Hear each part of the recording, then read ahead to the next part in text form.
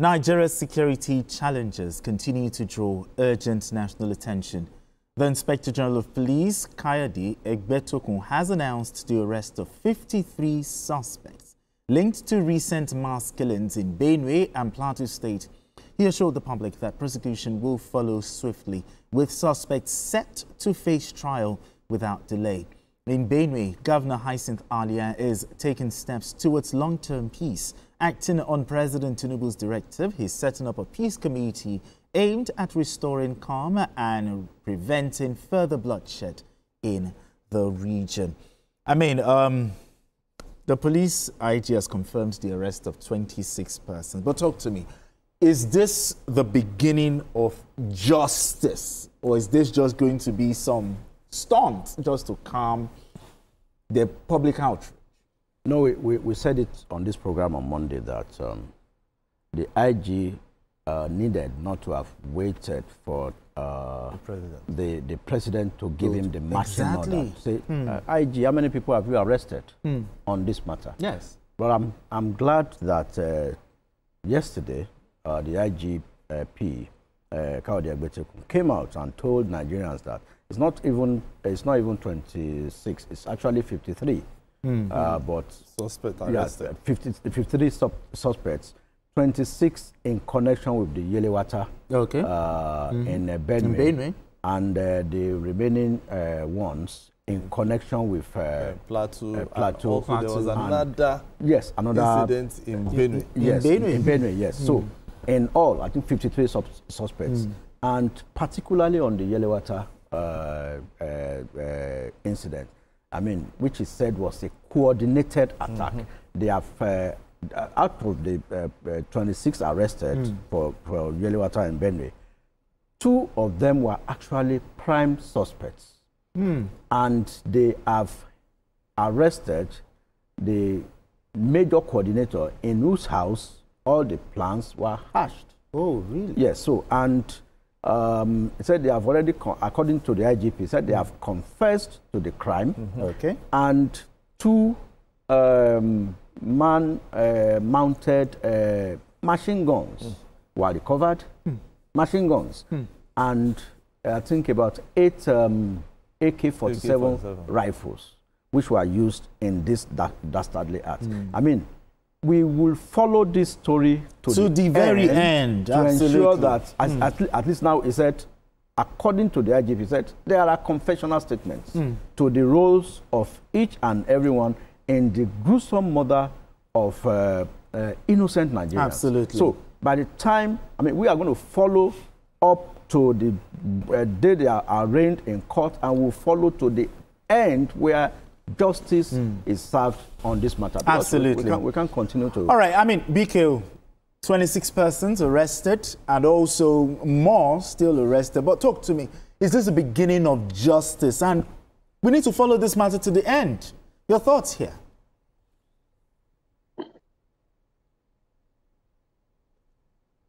Okay, while we try to... BK, I was saying that, is this the beginning of justice now that the police have arrested this number of persons? We hope so. We hope so. But, sometimes we have high hopes that justice will be served, and justice doesn't get served. It's unfortunate that we have permitted a band of rampaging, genocidal individuals to be killing innocent people. They are so cowardly that they don't attack urban centers. It is the remote communities where access by road is quite difficult, where there is little or no presence of government, that they attack. They even went as far as attacking an IDP camp in Benue State. So we have to tell ourselves that enough is enough. Sure. A situation also in which the Nigerian security agencies are seen as complicit in these killings, to the point that even some of their own leaders have admitted that the armed forces dropped the ball, that the armed forces didn't do well. It's such a national shame to allow people. We cannot convince ourselves that these guys are bigger than the state. Yeah. But we must admit that we have not protected our people sufficiently. And usually when people are arrested like this, we don't see them getting justice for the crimes that they've committed. If we put them on trial and a good number of them get sentenced to death and the trial is well publicized, maybe they will learn from it. But we don't do that. I wonder what the problem is with us as a country. And it has to do with the fact that even those who are paid to protect us are complicit in these murders. No wonder some time ago, the former chief of army staff, Gerard Danjuma, accused the security forces of working for genocidal killers of our people. So what is going on is not even, I don't think we can call it herdsmen, farmers clashes. This is plain genocide going on in Plateau and in Benue State. Now you kill 2-year-olds, what is the offense? And I also think that as long as this cycle of vengeful killings does not stop, these killings will not come to an end. How do you attack people, wedding guests, traveling from Kaduna, from Zaria in Kaduna State to somewhere in Plateau State? You block their vehicle and you killed 12 out of the 31 travelers. Definitely, some people will feel that this has to be avenged. Okay. This is why this killing will not stop, because it's a kind of tit for tat killings that we are experiencing. So it has to stop. We have to find a way. Absolutely. I mean, if the people manage our security won't do a better job, then the president has to will the big stick. It's as simple as that. Exactly. I mean, Asuko, will these suspects do you think these suspects need to be prosecuted swiftly and, in fact, publicly, so to deter further attacks? No, that is it now, because, we've been saying this thing about not making arrests, quickly. Yes. So it took Mr. President, to go out and tell the IG that how far you've not made any arrests. Yeah. You understand? So we need to find a way of ensuring that anybody that is, commits crime is prosecuted, and not just prosecution. Now that they've arrested these people, they've confessed to the crime. Yes. We need to begin to see these people who they are. You understand? Because I remember even the CDS, when he went there, he was saying that they had insiders who we are even telling them where to go to. So it means that if the CDS can say that, and then we've made this arrest. With this arrest, we should be able to prosecute them and make them, let's see these people. Let's know who they are.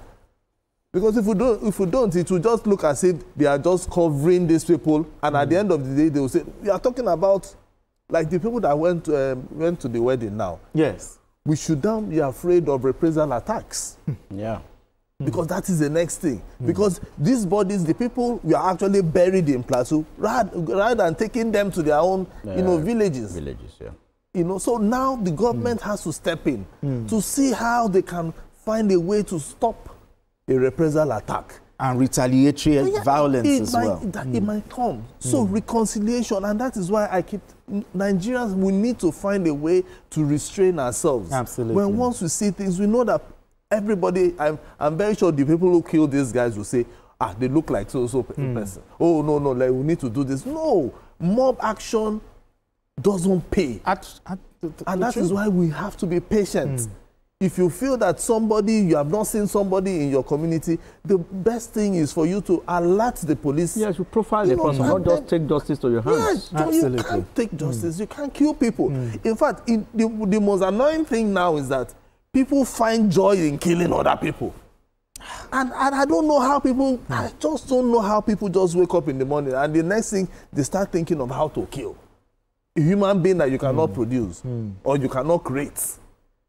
You know, so this prosecution should be made public. Should be made public. So that other people, and swiftly it's going to deter other people. Because if we don't do it, it might continue. Absolutely. I mean, Majid, to the people of Benue affected by this massacre now, what would be their definition of justice? Well, no amount of justice will bring their loved ones back. Their loved ones have died. But at least let us see justice to be served. I mean, we want those who have been arrested that have confessed to this crime, these heinous crimes. The law should take its full course. That's the only way the pains of the people could be a little assuaged, not even totally eliminated, because a soul that has gone, you can't replace it. Absolutely. Even if you give birth to a new born today, a 2-year-old child that was killed, I mean, you are not going to produce it that same day. Exactly. It's not like a block you can mold or a car that you can replace or something. So when a soul is lost in this manner of incidents, I mean, it's quite painful and sad that people just knowingly take the life of others. For what? People are going, I mean, they're in their homes, and you just went there, you killed them, maimed them, shot at them, and set them ablaze. Using a general multi-purpose gun. Do you know what it means? Machine guns. How did they get those weapons? Machine guns. I mean, they said 2 military groups came and bombarded the village. And the one the Mangu attacked to, people are going for a wedding ceremony. You ambush them, stop the vehicle, killed 12 people. Send them out. How? It's unbelievable. It's unbelievable. Yeah, it's unbelievable. The only thing that can serve as a discipline and reduce this, not to stop it, can reduce this kind of a menace, is to show that whoever that has been found guilty after the court process, yes, should be given the life sentence or whatever they deserve. So that is the only long way. Sentences. Long sentences of even death. All right, BKO, to wrap this conversation up, do you think there should be measures? You talked about the wedding massacre. Yeah?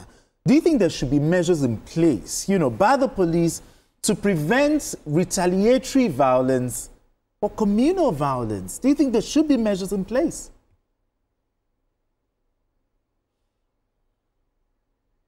Okay, do you think there should be measures in place by the police to prevent retaliatory violence, just like what we saw, the wedding killings?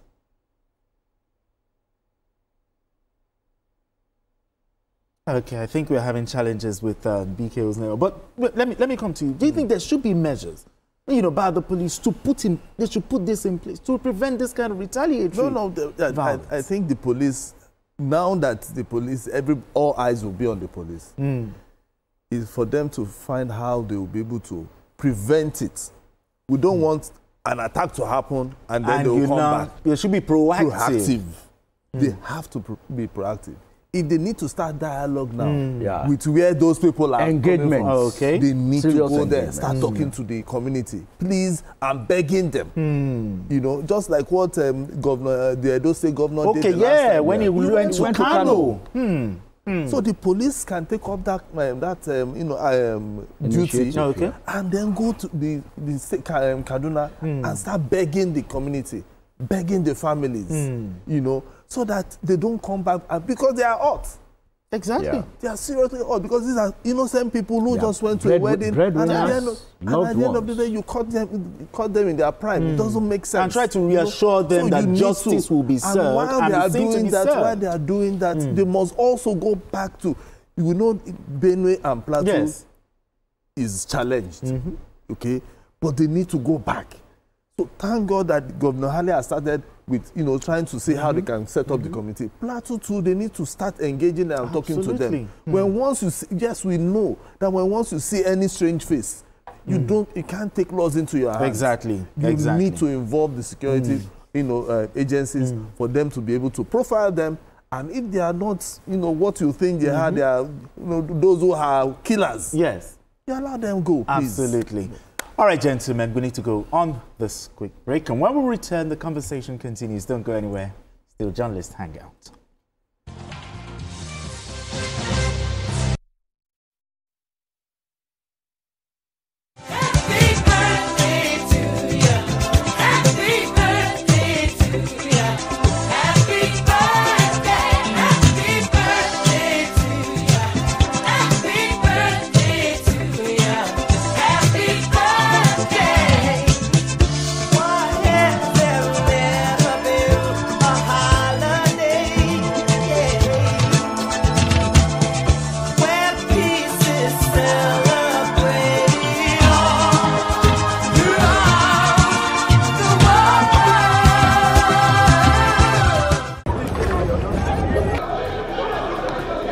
Every second, every minute, every hour, and every day, time doesn't just tick away. It counts down to political decisions that shape our world. This country must move. Imagine the impact these decisions have on our lives. Some are consequential, others may leave us intrigued or baffled. You will have no better friend and partner than Nigeria. Step in and feel the frenzy like never before. Join me every weekday for an hour of fact-finding interviews where questions cut to the core. How would you say your administration has fared in these sectors? I will dig in to get to the heart of issues, from local politics to global insight. Join me as I unearth the power plays, jaw-dropping revelations and the unfiltered truth. This isn't just politics, it's unraveling the stories that matter. Brace yourself for Politics Tonight every weekday at 8 p.m, where every decision echoes along the corridors of our lives. Politics Tonight, only on TVC News.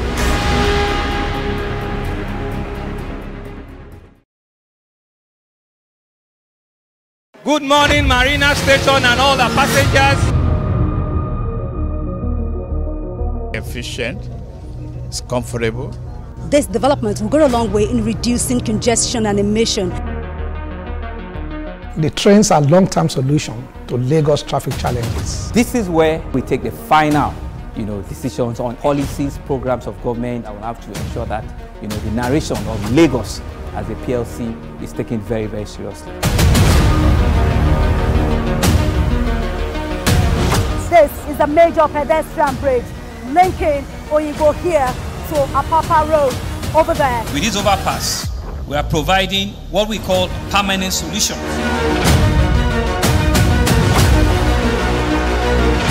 This place is one of the most dangerous areas at the biosecurity environment. This can go into the news and every crumbs of your neighborhood. Our goal is to remain as Africa's model megacity, to move our GDP from the 5-6 position to the 3rd position, and we believe it's achievable with all the commitments we have. Explore the city of Lagos. All right, if you just joined us, it's still Journalist Hangout. I still have Majid Jami right here. Asukwa James is also right here with me, and we have BKO joining us via Zoom. So BKO, still talking on this issue of the violence. Do you think there should be measures in place, by the police to prevent retaliatory violence, just like what we saw, the wedding guests that were killed? I think first and foremost, our highways should be safe.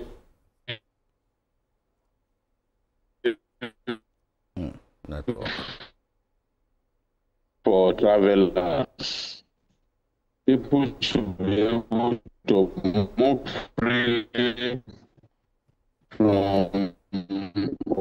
Okay, well, because we apologize. The audio is quite, a bit faulty. But in rounding up, I think what BK was trying to say is we need to secure our highways. Okay, because if the highways are secure, I don't think those wedding guests would just be killed. No, it's a function of proper funding for the police and equipping them to enable them to do what they're supposed to do. In the past, you used to see some vehicles. You see some police vehicles. You see safe highways written on them. But even with the vehicles and the safe highways written on those vehicles, how many of those vehicles have fuel to even ply the highways. At times, I mean, in 20, 15 years, 20, 25 years ago, you see those vehicles patrolling. Yeah, the highways. These days, would they have enough funds to buy fuel? But another thing, does the money even get to the police station? An average police station, how much does an average police station get, on a monthly basis? You will call a police station for rescue, although not in Lagos, and they will tell you, Ross, if you can send some money for fuel, so that we can quickly come out. So I think it's very, very key. Funding of the Nigerian police, very, very key. But anyway, let's move straight to our next conversation. The debate